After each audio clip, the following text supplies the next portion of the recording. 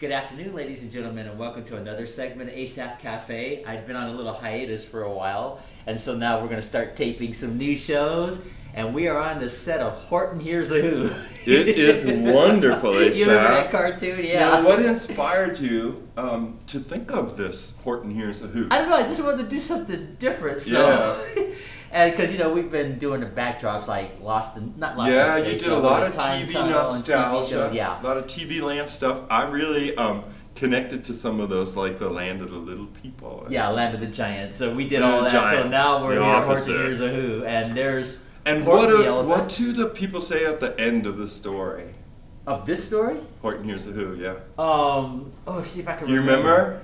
Hold on. He remembered there's a little dust speck that's The floating. problem of Horton Hears A Who seems to be a problem of scale, just like the Land of the Giants, right? Yeah, see, first in Horton's world, there's the speck that's on the flower there. Yeah, or something. And so then the people in Whoville, at the end, they see a speck in their world. Yeah. So they're giants to the other thing. Yeah. And what they say, I think, is so cute because it's so basic. They say, "We are here. We are here." That was when their lives were being saved. Yeah. Because remember, see this kangaroo here, Jane Kangaroo, she was Yeah. really a nasty little creature. Was she? Oh, I didn't remember that. What Yeah, about so her child? She has took it. over. Yeah, the child is in the pouch. In the pouch. And so she was like taking control of the jungle and everything, the Jungle of Nool. Yeah. So she didn't believe that there was people on that dust speck.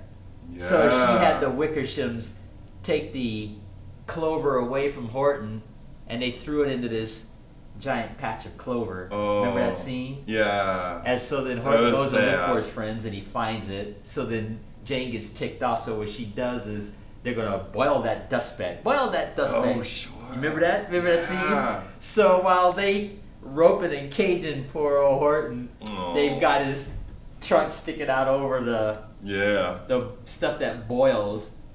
As so then the Dr. Hoovy inside Whoville in the speck, he tells all the people, scream, "We're here! We're here! We are here! We are here!" Yeah, that's the part I remember. And We're nobody here. could hear them except for Horton because he's got the big ears. Because he's so big ears. And so they found this little shirka named Jojo bouncing a yo-yo. Remember that scene? He Yeah. wasn't screaming when everybody else was.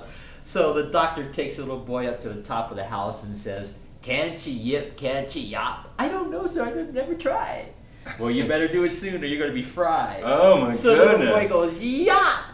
And that one little yop put it over. So then everybody hears, "We are here! We are here! We are here!"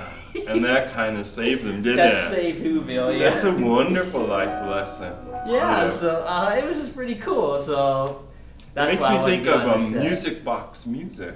Yeah, let's Doesn't see. it? Uh-huh. You know, because in a music box, it's sort of like its own little world in there. Yeah, I like that tune that you play.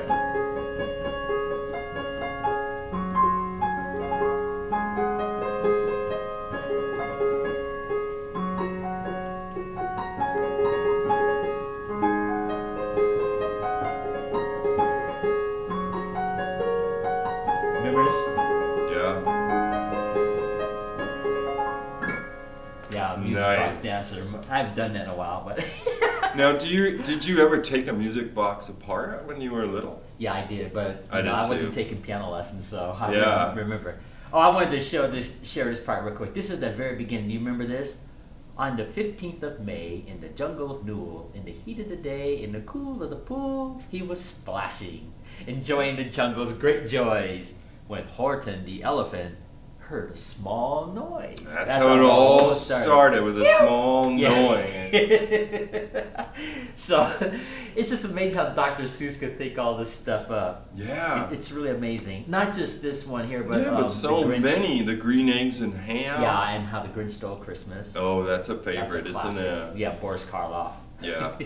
That's His a characters, classic. his creatures tend to look kind of similar to one another. Yeah, they're kind of thin with the Yeah, oval I mean the shaped heads. kangaroo, for instance, kind of looks like a Cindy Lou Who. You know, Yeah. there's something similar about Yeah. this area around their shoulders that seems to have either hair or some kind of decorative clothing on it.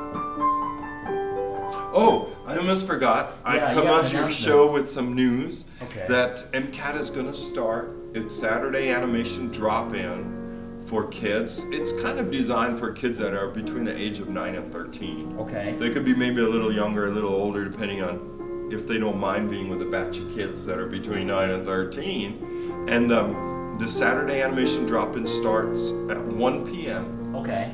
In the first Sunday in October. They'll offer it, maybe through mid-December before the holidays get busy. So that would be October 7th, 14th, the Okay. 21st, and the 28th. And then some dates in November. Maybe not Thanksgiving weekend. We'll see. But people can look on the website. Well, you can look at that camera and tell everybody too. Yeah, that's right. So if you're watching and you know some kids that might like to use Legos and wireframe, and mostly they use Legos and Play-Doh a little bit, MCAT is offering a Saturday animation drop-in for kids between the ages of 9 and 13 every Saturday between now and the winter holidays at 1 p.m. and it goes till 4 p.m., 5 p.m. if the kids are really busy. And there's a small fee, it's $10 Wow, for the okay. 4 hours. Okay. Yeah. Anything else? Let me think. Oh, you know what? There's not that many MCAT producers right now. Okay. You and Emmett are among the few and the proud. And so in order to broaden the opportunity for people to learn about MCAT and see if they want to make a show like in the studio as you're doing, Okay. or to borrow cameras and take video out in the world and come back and edit it, every Wednesday at 5:30, 5:30. Okay. we'll offer a tour every Wednesday. And then if people like it and want to sign up, they could do so at that time. The Okay. tours and the MCAT background, it takes about an hour to get through. And then if people can't come because they have to work or they have some other standing obligation. Yeah, that's what some of the trouble I've been having lately, getting more people sure. in because they have to work these hours. Yeah. But So if people they are- can't, they can give us a call, 542-6228, and then say, hey, can I have a custom time? And we'll give them a custom time. Cool. Yeah. Maybe That's you great. should try your show. I know you always do it Thursday at 11, but what Okay. if you did it at 5:30? We close at 7. I know, MCAT's that- open that would just be Tuesday kinda- through Friday, 11 to 7. And you could do your show, let's say, at 5:30. I'll have to get us Just some some thought. weeks. Yeah, I'll have to get us some thought because that would make it harder for me not driving too. Oh, Because, yeah. the buses don't run very late. You'd have to get your show going right at 5:30. I know. And then be done, let's say 6:30. That would give you a half hour to walk over to the bus transfer. Yeah. Well, let me stew on that. All Yeah, right. you might get some evening people. Yeah, that's not a bad idea. I mean, we can even ask people, say, if you want to be a guest on Asaph's show, but you have to work during the day, give us a call, 542-6228, and let us know you're interested, and then we'll get a list for you if that happens. Okay, And that's it does. a I'm not possibility. saying you would have to do your show every Thursday in the evening, Right. but maybe the first or second or third Thursday. Yeah, I know. I'm still working on doing it live too. Yeah? Do you think you want to? I'd like to, but I've been having some struggles with that, trying to make that happen. I think I'll have to go through you. Okay. Yeah, we like to do this live. Yeah, Well, people could have live shows at MCAT. Some do. People used to have call-in shows. Yeah. Well, let's tell the TV audience real quick. The premise of this show, it's just kind of a comical, I call it interview kind of show. All you do is just talk to me about whatever you want to talk about while I play the piano. That's it. Yeah, it's a very conversational program. No special preparation is necessary. No, it's just impromptu. That's it. Yeah, that's and I just right. do all this Sinatra dinner music. while Yeah, but you love it. You love I know. Burt Bacharach. Uh-huh. And you and I have talked over the years about different figures in jazz. Oh, yeah. And how one fine day we're going to do our Jazz Greats show. Yeah, I've been preparing that, Particularly yeah. About the forgotten heroes of jazz. Yeah. We were talking about Bix Beiderbecke. Yeah, people won't even remember him, I don't Yeah. think. And then people like Chet Baker and... Yeah. Now, who was the fella, maybe he was a pianist. He died so young, and he had 2 traffic accidents. He was from the Midwest, and the second one killed him. He was only 25 or 28. Pianist, huh? Yeah. Well, I know Clifford Brown died Yes, I relatively think young. that's who it That's was. what I Clifford think Brown. you're talking about, the Yep. famous jazz trumpeter, Clifford Brown. Clifford Brown, He yeah, because passed away Chet Baker put him, and Yeah. Biggs, of course, put him Yeah, in. Clifford Brown, he was known as the guy that lived a clean life, but a lot of people won't remember that. Yeah, that's Because right. in that era, in the 30s and 40s, there was a lot of drug activity going on. Sure. And Well, people associate. a lot of those people, like Charlie Parker, they all had issues with that, but Yeah. Miles Davis. yeah, they all struggled with that. But Clifford Brown didn't. Yeah. That's why he was known as the clean musician. Yeah. Known for living a clean life in the jazz world. But Well, he died right, very but he young. died at the age of 28 or 29, was Oh, I that? think he was 25. 25. Yeah, some sort of That's a car accident. amazing. He just did a concert. He was on his way to another Yeah. concert and had a car accident. And he had a car accident that put him out for Yeah, 9 I months or think so. something, Yeah, something a like few that. years earlier. Mm-hmm. But he was a very gifted musician, very gifted trumpeter. Yeah. Well, when we do our show, we're hoping to have a few clips. I guess we couldn't put it on YouTube because they're so assiduous I know we had to about figure out a taking way. down any copyright infringement. Even if we were using this under what might be considered fair use under the copyright law, that we were only playing snippets, Yeah. the robots on YouTube will knock out a snippet. Yeah. Too Scott had that problem with his Wake Up Missoula too. sweet. Right. And trying to play any music at all for more than 3 seconds. Yeah. Now, you don't have that problem with this show, even Well, though see, you're we're playing a lot of doing- standards. Well, yeah. Well, Noel told me that as long as I'm playing it on the piano, it's different than when you're using The an recording. actual clip. Yeah. And then also when you use still pictures like this, I don't think you'll have any copyright issues. With Right. Still pictures. It does seem like it's that. those moving images. Because when Yeah. Scott Noel was doing Wake Up, and I was doing those videos, they started having issues with the robot, and Right. we got away with it for a while, but then they start flagging the show. So And we Facebook had to- does the same thing. We were trying to put on Facebook a political event last fall, Okay. and you'd think, well, there'll be no problem with that. It was a candidate holding a rally or something. But of course, Okay. at these rallies, they play Uh-huh. all kinds of inspiring contemporary music, and then we got in trouble with Facebook. What They're did they trying. say? They just said, we're stopping your live stream because you appeared to be infringing on somebody's copyright. They were playing some rock and roll song of the 90s or something like that. I didn't know that. I didn't Before know the that. candidate appeared, you see, to inspire the crowd. Oh, I see. Yeah. So that's Wow. a problem. Now, this song is often associated with another great horn player. Yeah, Louis Armstrong. Yeah. Louis Satchmo Armstrong. That's it. Yeah. It's a wonderful rendition that he gives of that song. Did you notice he didn't play a trumpet solo in that song? Yeah. And He was what I busy. liked- He was doing the vocals. Yeah, what I liked about Louis Armstrong, and I think you and I talked about this before, when you see all these jazz saxophone players and trumpet players and what have you, they're always throwing a bunch of zillion notes in there. Yeah. Now, who's the Song speedy after one? song. The one I associate with the Mexico song. Oh, that must be Rafael Mendez. Yes. But see- That's an amazing. And is it called The Flight of the Bumblebee? Well, that was one of the songs. Yeah, Flight the of one the that Bumblebee. where it's very virtuosic. Yeah. You yeah, know the Bumblebee, the yeah. speed and everything. But that's what Mendez was known for. Yeah. But see, the point I was going to make with Louis Armstrong is he only gave you like a little bit here and there when he was doing his solos, and that's what was fun. Yeah. Everybody else is trying to see how many notes they could get into like a measure or something. Yeah. Well, think of those rock and roll guitarists. Yeah, they in do the the same early thing. days of the electric guitar Mm-hmm. in the 70s, the guitar soloist. Yeah, like Michael Jackson's beat at was that Yeah. Van Halen? Yeah. He was throwing all his notes in his Incredible, guitar. right? Yeah. But if you think also of the history of American folk music, Mm-hmm. another instrument that produces an extraordinary number of notes, Mm-hmm. the banjo.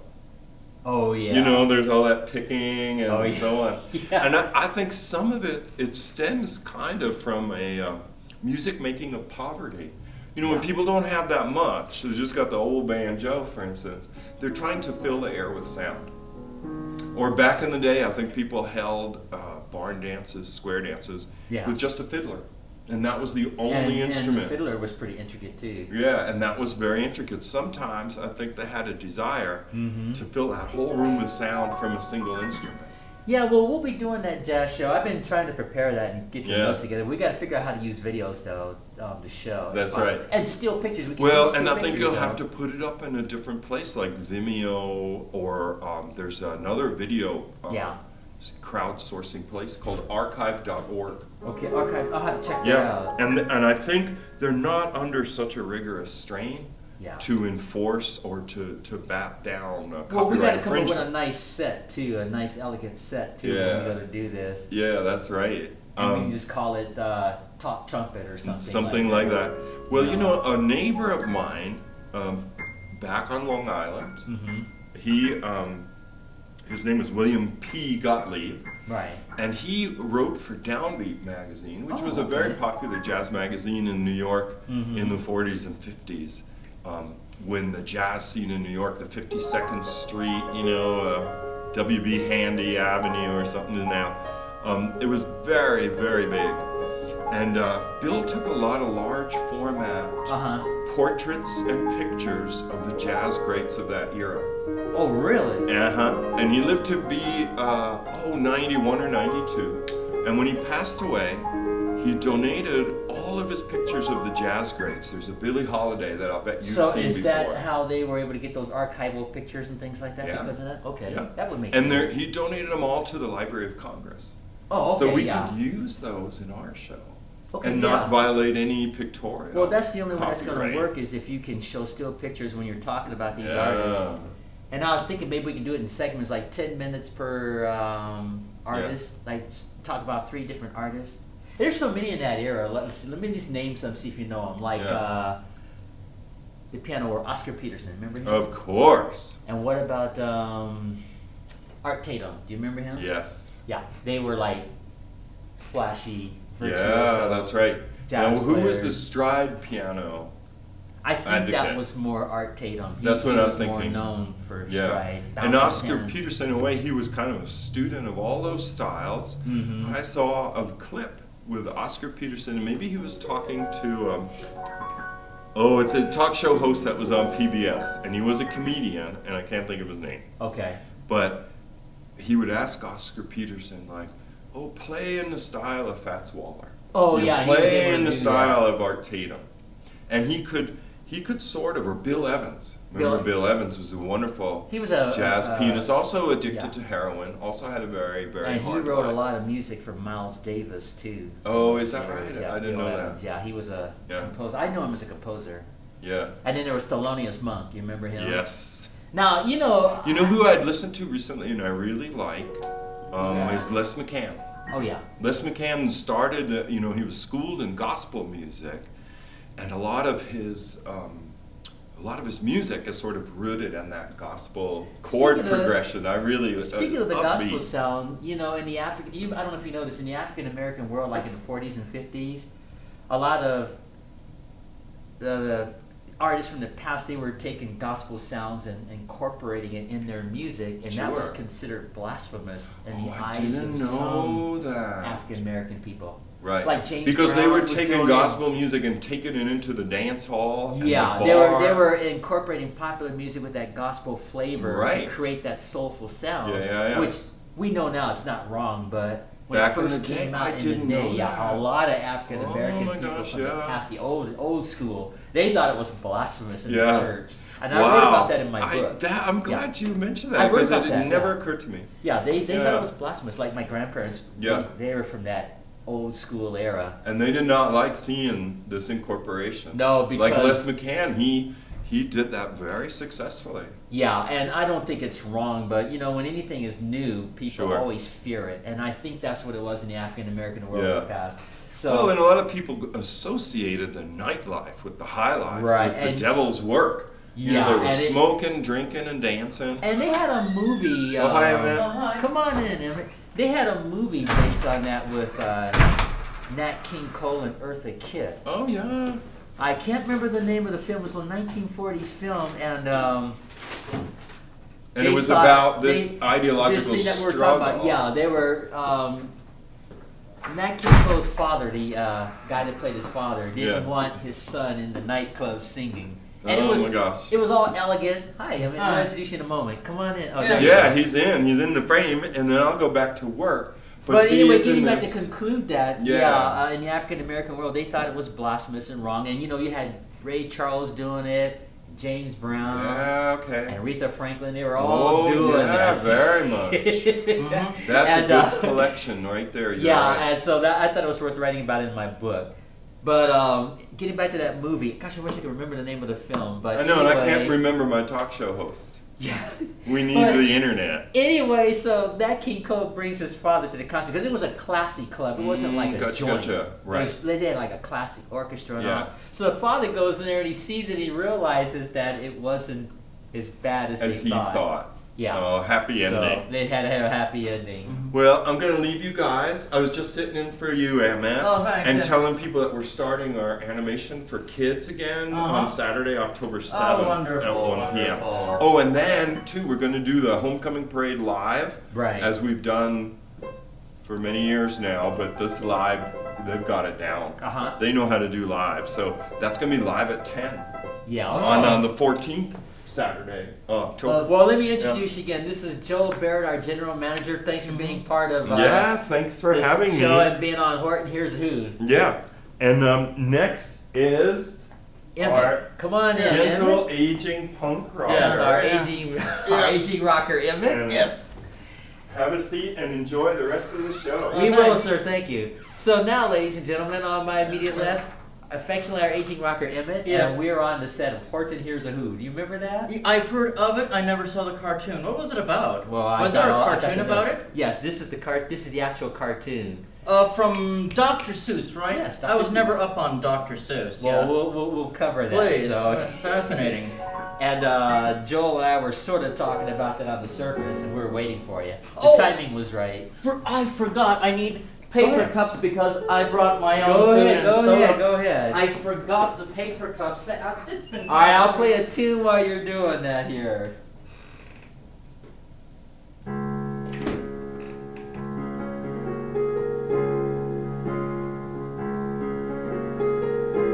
Yeah, the secret ingredient, of course, is a little different than Warden's, secret ingredient. Short version of Chariots of Fire. Yes. I just put that there for display, those plates and things, Yeah. Got my own kind of some food and some everything, and let's see. Fine. As soon as you get situated, we'll talk about Horton Hears A Who, and I'll give you the history of Dr. Seuss and all Yeah, that. that'd be very interesting. Yeah. Well, I had this plan for you. I wanted to do this. Get on the set of this. I think that's a good idea. Yeah. Now, for the people in the television audience, we've been putting ourselves on different shows of the past. Shows like I Dream a Genie with the real Barbara Eden. Shows like Land of the Giants, The Time Tunnel, and we just been doing, putting ourselves on all these shows. So today, this is the first cartoon that we're putting ourselves on. The very first cartoon. Well, think about it. Yeah, I guess you're right. Yeah, all the months that we were doing television shows. I guess you're right. Oh yes, of course. Take some of that secret ingredient. Yeah, we haven't been actually doing a show for a few weeks. I talked to Lori things about that too because we, at that summer camp they had a month and a half. Oh yes. So, and also this is our new season too.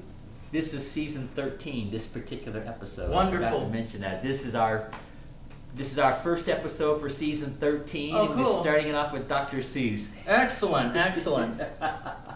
And of course, with you two, and Joel made some announcements and so on. Oh, wonderful. So, we've got plenty of time. Yeah, I always had to shave, and I had a couple of cups of coffee Don't down. worry Otherwise, about I'd be a nervous wreck if I don't have my coffee. Now, I'm not going to do too much piano playing in this episode, but let me read this to you to get this started.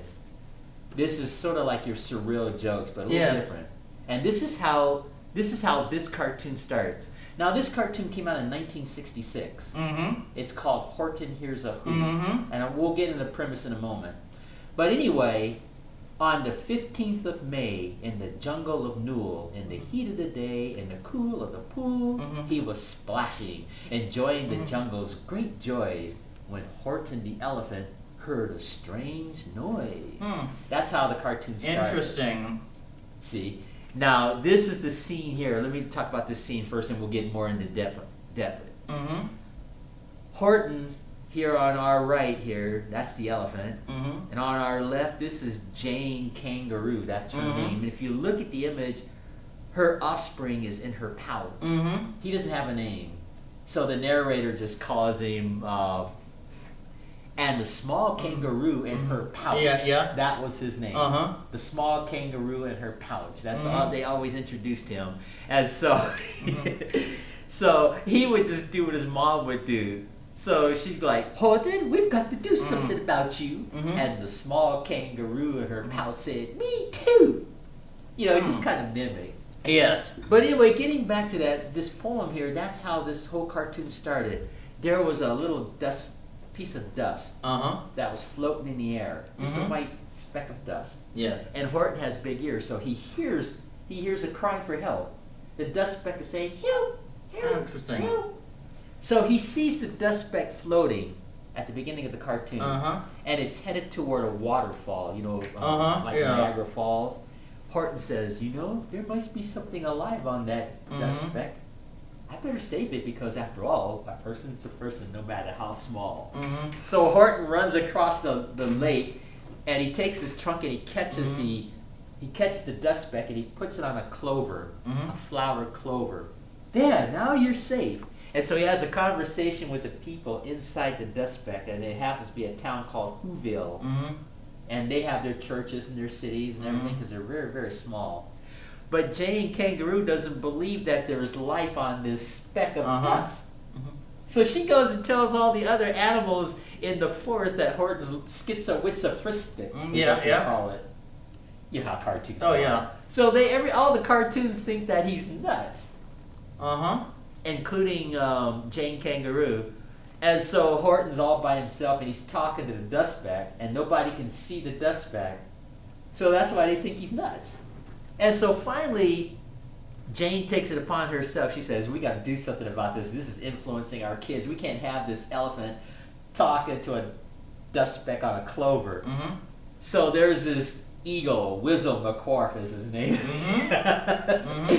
And so before they get to the eagle, Jane right here, she talks to the Wickershams. There's these monkeys called the Wickershams, right? So they take the clover away from Horton. There'll be no more talking to who's who or not. There'll be no more talking to who's who or not. And here's the song, it goes like this. Have you heard it? Nope. Never saw the cartoon. Yep. Here's the theme.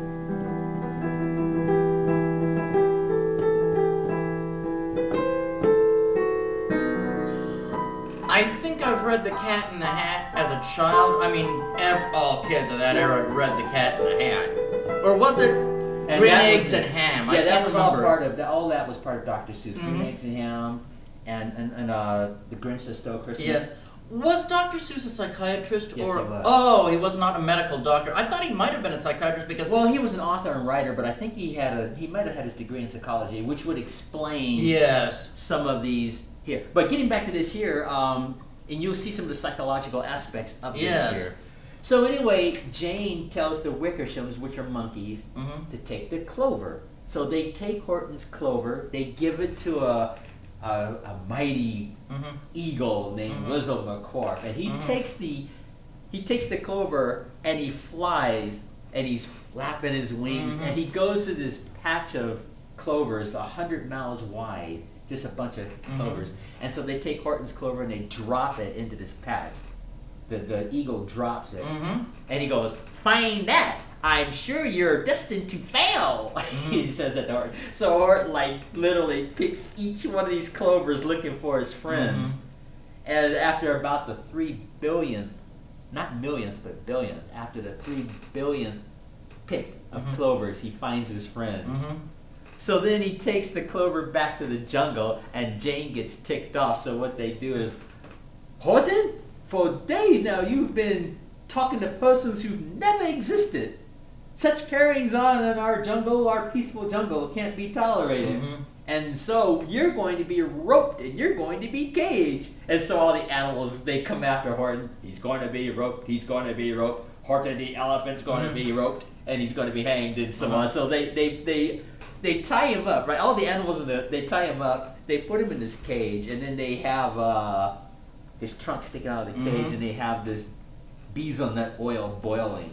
We're dust speck. We're gonna boil that dust speck. So his trunk is sticking out over the boiling stuff, and he's holding on for dear life with his trunk. He's holding on to the clover with the people of Whoville on top. And so they're saying, boil that dust speck, boil that dust speck. Bezel nut, rah, rah, rah. And so then the people of Whoville, they're so tiny, and nobody can hear them but Horton, see? So Horton says, you very small persons will not have to die if you make yourselves heard, so come on now.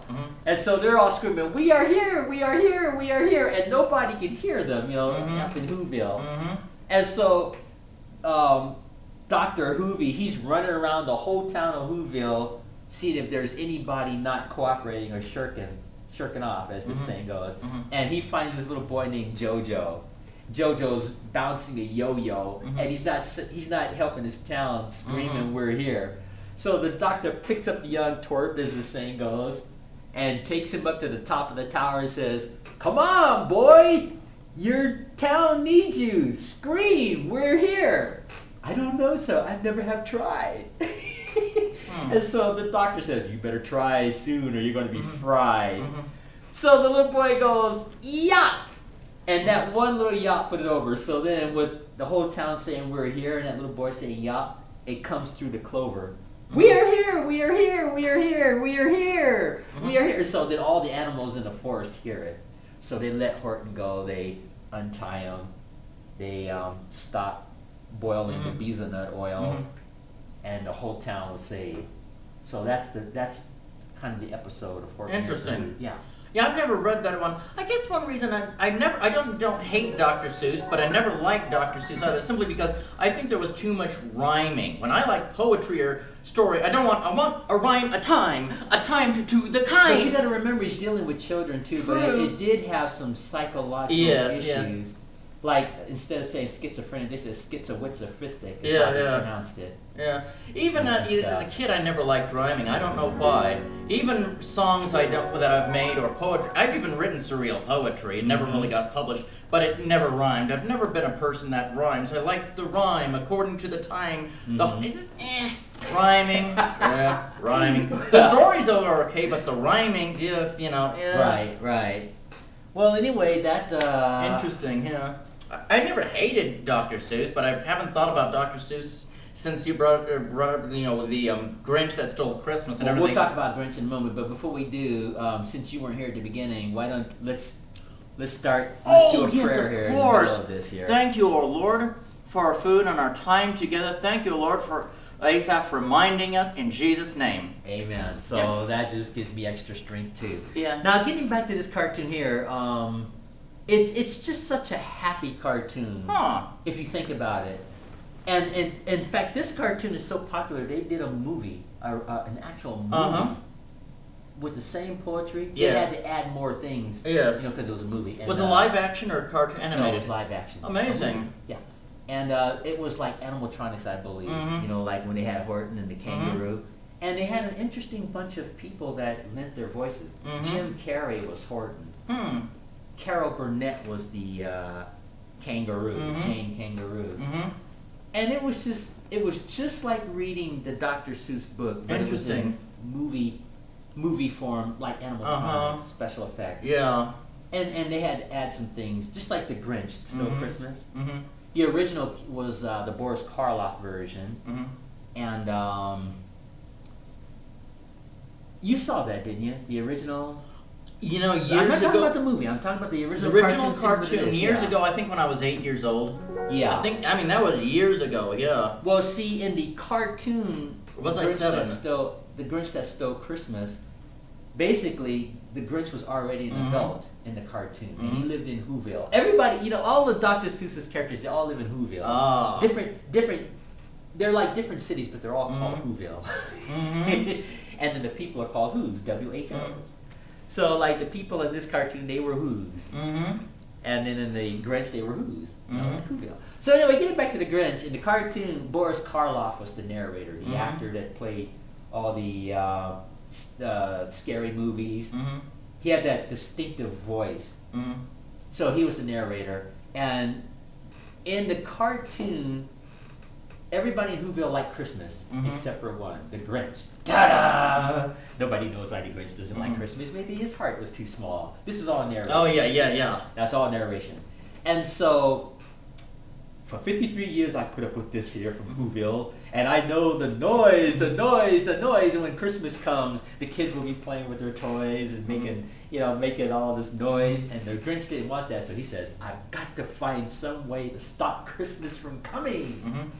So he thinks he's going to stop Christmas, right? Yes. He puts on a Sandy Claus, they call it a Sandy Claus outfit.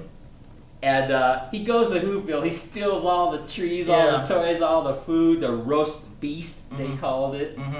And he didn't even leave a crumb for a little mouse, it was so small. And Cindy Lou who was no more than 2, saw the Grinch in the Santa Claus outfit, and she's like, Santa Claus, why are you taking our Christmas tree? Oh, yeah. And he thought up a lie, and he thought it up slick. He goes, oh my dear child. I'm going to move it from one place to another place. He goes, in the room. there's a light in this tree that won't light. So I'm going to take it to the North Pole and fix it. And the little girl believes it. So the Grinch gets her some water, sends her to bed, then he steals everything, right? He steals all the toys, thinking he's going to stop Christmas. I'm leading up to something. Yes, I know. Yeah. So the Grinch goes up to Mount Carmel, I think is the name of the mountain. And so he's looking, now I'm going to see them all cry, and that's what I got to hear, right? And the people in Whoville, they know their stuff is taken. They all hold hands and they give thanks. Isn't that cool? Yeah. They have no Christmas, no toys, but they just give thanks. Actually, they're just giving thanks for Christmas, actually to God, if you want to get technical. They're giving thanks for Christmas Day, even though they don't have their toys. And so the Grinch did not stop Christmas from coming because Christmas came. And so he's feeling like, I don't get this. How come they're not crying? And then the Grinch realizes it's not about toys. It's about your family, giving thanks and all. And if you get toys, that's cool. So the Grinch decides he gets a change of heart. So he decides he's going to return the toys, but he had the toys up on top of a mountain, and they were about to fall off a cliff. All the toys, they would have been destroyed. And so the Grinch all of a sudden gets this strength. He gets this strength. The strength of 10 Grinches plus 2. And he picks up the whole toys, and he slides down the mountain, and he goes back to Whoville, and he returns all the toys, and guess what? The Grinch gets to carve the roast beast. Isn't that cool? That's a real cool lesson there. And it's the same with this Horton Hears A Who. The people of Whoville are saved. And so the message on that is, no matter how small, a person's a person, no matter how small. Interesting. But this had a twist at the end of this cartoon, because the people in Whoville, they're saved, right? And nobody can see them because they're too small. They're just in a dust speck.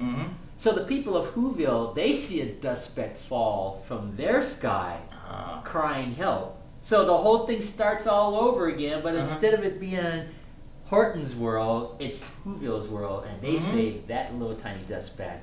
And then the cartoon ends that way. It ends with a question mark. Interesting. Yeah, but when I was a kid, everybody read Dr. Seuss's books. Green Eggs and Ham. And there was just so many others. And they made movies of. I remember. Yeah, I think they made a movie called Green Eggs and Ham. Oh yeah, I'm sure they did. Yeah. And they made a movie, the Grinch movie, Jim Carrey. And they also made a movie with this here, Horton Hears Who, which I think was one of my favorites, with Jim Carrey. Jim Carrey did the Grinch, and he did Horton. Lent his voice to both. But what I liked about the movie version of this cartoon, they had some really cool special effects and things like that. And it just had a happy ending, just like the cartoon. It was more sophisticated because the people of Whoville, they're like, we are here, we are here, we are here. They did the same thing, and nobody could hear them. And the mayor of Whoville, his son was like this scientist. Well, they have to make it more for adults, Things. He was like the scientist kid, this genius kid. And he saves the day, just like that little boy in the cartoon saved the day. So the scientist little boy, he takes his big, like a telescope, and he goes, "Ah, we're here!" And it causes all the sound to go up through the clover in the movie version, so they could hear it. You know, it reminds me almost, and I had forgotten about this, but I was thinking about it as you were telling this. I have it somewhere on tape, and I think during this Christmas season, I'd like to get it out. I think it's on, it's got to be on my top shelf. You know how I collect videotapes. The only reason I'm not recording stuff on videotape anymore is because my VCR won't record anymore, sadly. But do you remember when Cartoon Network was actually a good Cartoon Network? It would have morning cartoons, you know, Saturday morning cartoons of, you know, old Space Ghost. Used to be pretty good. Yeah, the old Space Ghost and the Herculoids, and I think it's changed now. It's changed so much. I think the quality has gone down so badly. Let's talk about cartoons of the past. Well, do you remember Fearless Fly? No, I don't. I never saw that, but you've told me about it. It sounds very good. Yeah, you know, it was really good. At the very beginning, there was this fly. He was just an ordinary fly, and he had these big glasses, and he had this cape. And there was a narrator said, at the beginning of the cartoon, this narrator said, a fly swatter can't stop him. And there's a big giant fly swatter that just hits him, and he just stands there, and the fly swatter goes right through him. He doesn't even get hurt. Insecticide cannot stop him, so there's his big hands giving him insecticide, and he blows it into space like. And that was Fearless Fly, and he lived in this matchbox. And the secret to his strength were these glasses that he wore. Yeah. And he was incredibly strong, like Mighty Mouse and all these other cartoon characters. And when you took his glasses off, then he was ordinary. And it was funny because the bad guys would always reach over and take his glasses because the glasses were like bigger than his body. See. But it was called Fearless Fly, and it was such a fun. It does sound like it was. It was that just sounds such great. Fun. Yeah, I'll see if I can look it up when we're done taping this. It was called Fearless Fly. It was just such a fun cartoon. Well, anyway, on Christmas, around the Christmas season, they would have Christmas cartoons, you know, on Cartoon Network. This must have been 1996, 97. And anyway, there was this sweet one they made, and it had some really good songs to it. And I even liked, you know, drinking my beer to the songs. It was about 5-minute cartoon about some kid named, I can't remember his name, but this kid wanted all the toys in the world. So he wrote, and it had some rhyme. I didn't mind that. I thought the rhyming was kind of irritating, but I didn't mind that. But he wanted a whole list of toys, and he sent it to Santa's workshop. All these toys, I want this, I want that, I want it all. I want everything that's coming to me. That sounds like Charlie Brown's sister. She said the same thing. Yes. But go ahead. And anyway, so he waited all summer, all fall. I just can't wait for old Santa to show. I just want all these toys. Nothing could do good for me. Well, he wrote it to the wrong address, and Santa was going, all this for one kid? Jeremy Krieger. I can't remember where do I get this? And then they were in the summertime doing, you know, the work for Santa's workshop, you know. We've got to make these happy toys and we've got to do so much work with Santa and his elves. We've got to make toys and lots of cheer and lots of hoy hoy hoy. That's what Santa was singing and all the elves. And good beer drinking and just a happy song. You recognize this?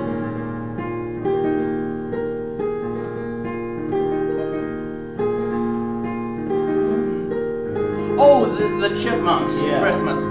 Christmas time is here. The Chipmunks.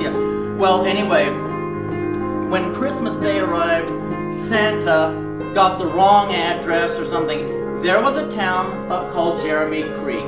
They hadn't had Christmas in years. They were the poor town of poor children, and all the children of the town got all these wonderful toys. I see. And they were so happy and got on the news, and I mean, the little boy finally who had wanted all this realized how greedy he was, and he went under the Christmas tree to just cry because he realized how greedy he was. He wanted all this stuff, and all these, you know, kids, you know, got all this stuff. And guess who came? Santa Claus. Santa Claus was magic, so he shrunk himself down to this size, Okay. and he said, well, I know about all, and how you are so greedy, but look at all the kids you've made so happy. You don't have to be, I know about all, so what do you think? Maybe you didn't get anything. And he realized, no, maybe I didn't get anything, but I've made other people happy, the little boy said, and he kind of started crying, and it was just such a sweet, sweet 5-minute cartoon. I couldn't believe it. It was just and that was 5 on the minutes. Cartoon Network. Yes, I have it recorded somewhere, and I loved that. I've watched that so many times. What a sweet cartoon! What a sweet idea! You know. And some of those cartoons that have passed, they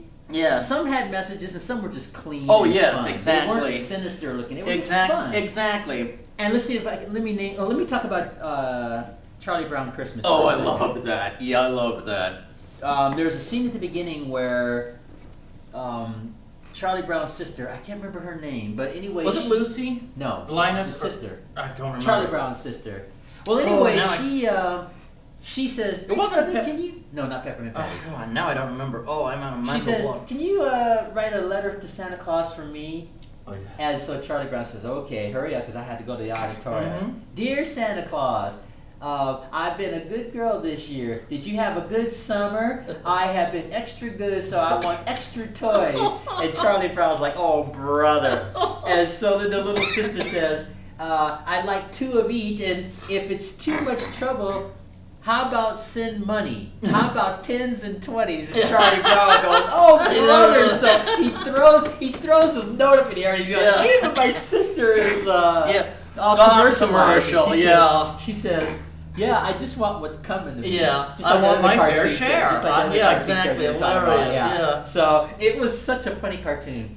But, you know, that went on to become the #1 cartoon on television because they put the biblical account Yes. of the Christ's birth and from the book of Luke in there, and that caused that cartoon to become #1. Absolutely. Yeah, seriously, I've checked the documentaries on that cartoon, and the creator Charles Schultz got a lot of heat for that. Yep. You know, before they aired Oh, it, yeah.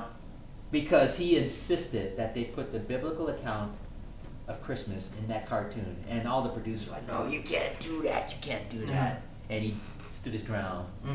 And that cartoon has stood the test of time of all the Schultz cartoons to this day. When they show it on television every year, they always have that part. Charlie Brown's like, isn't there anyone who knows what Christmas is all about? And Linus is like, I can tell you, Charlie Brown. And he quotes in the book of Luke, and there were in the fields shepherds. Oh, I got the walk clock here. Okay. Abiding in the field, keeping watch over their flock by night, and lo, behold, the angel of the Lord comes. I can't quote it that well because I don't have it memorized, but my point is that they did the biblical account, and I just thought that was cool. And Absolutely. It caused that cartoon really to become #1 when it first aired in 1960-ish, whatever it was. 1967, 68 or so, Somewhere 65, around there, 66. yeah. Around that Somewhere time. around that time zone. And that was unheard of that they would put the actual biblical account in a cartoon, but they did, and it worked. It worked. So. And definitely.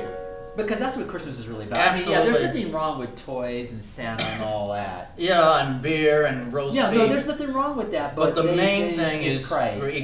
And I'm glad that Schultz stood his ground Absolutely. and put that in there. Yeah.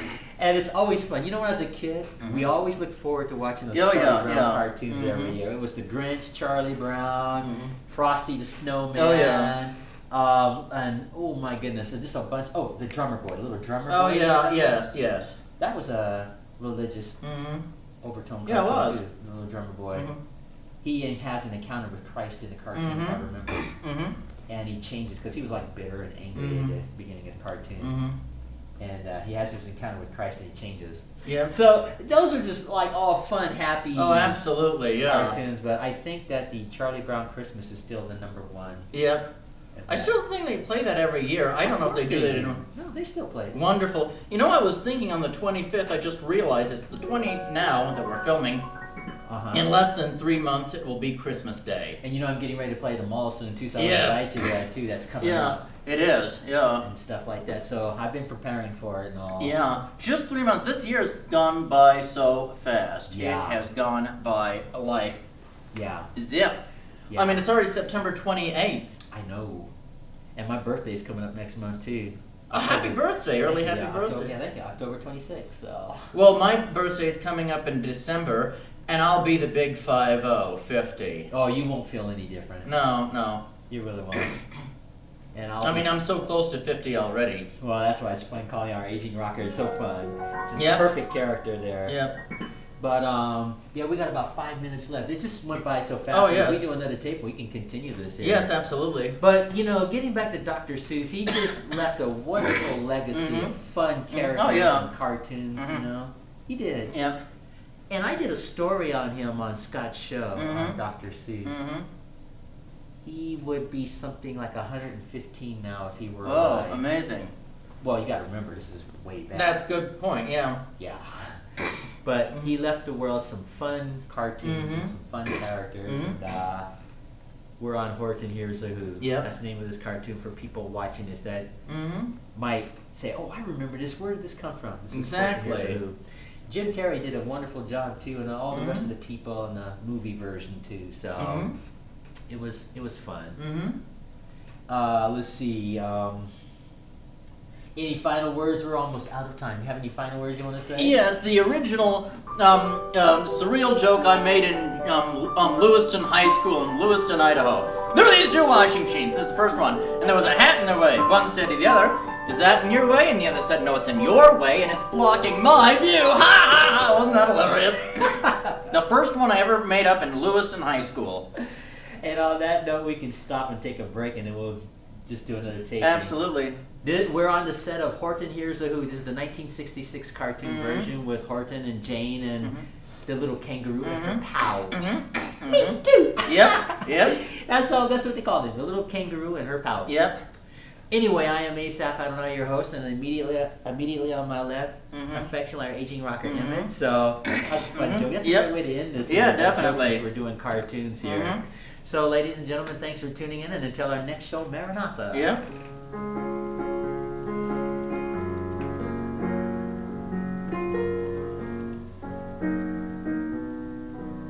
Okay, just make yourself at home so I shut everything down. Yep.